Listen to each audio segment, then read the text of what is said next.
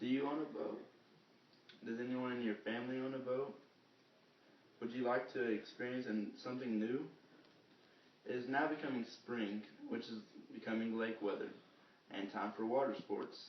And my favorite water sport, wakeboarding.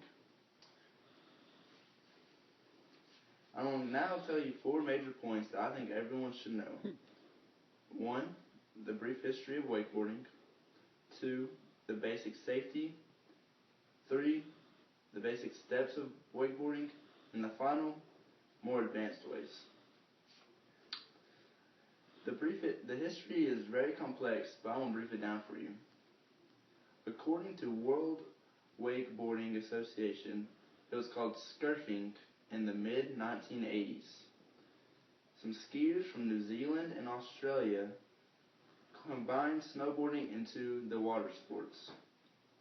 A guy named Paul Fraser made the first lightweight molded wakeboard and coined the term wakeboarding. Although those are some exciting facts, it's now for the more important time, safety. Number 1 is, of course, the life jacket.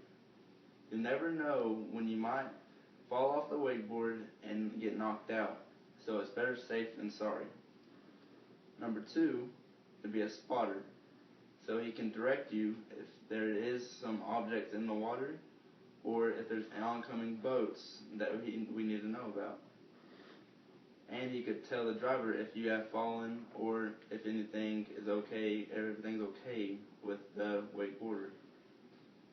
If you ever have ran into an experienced wakeboarder, listen to what he has to say.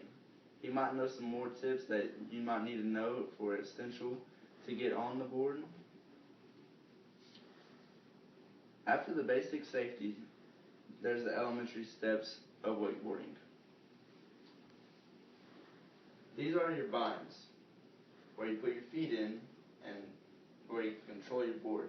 And you got to make sure those are very tight on your feet because they sometimes tend to fall off when you are riding on the wakeboard. When you are attempting your deep water start, keep calm, don't get frustrated. Practice makes perfect, and you will get it eventually. But for beginners, I do recommend a shorter rope, 30 to 50 to be exact. And make sure the boat driver knows the correct speed that he needs to go, which would be 14 to 19 miles per hour. Now for the more technical aspects of wakeboarding after you've learned to get up. The number 1 mistake that beginners do is hold the tow rope perpendicular to the water like this. The correct way is putting your palms towards the water and making sure that you have a tight grip and put it closer to your leading hip. For the next, if you want to learn how to turn either left or right, put your leading foot towards the way if you want to go left or right.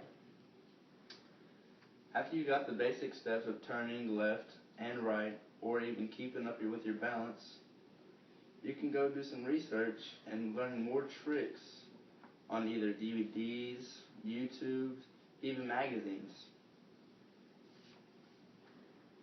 I hope I put a thought in your head about attempting to do this extreme water sport and have a little bit of fun with your life. Live life on the edge, you know? Hey, I'll see you out there though.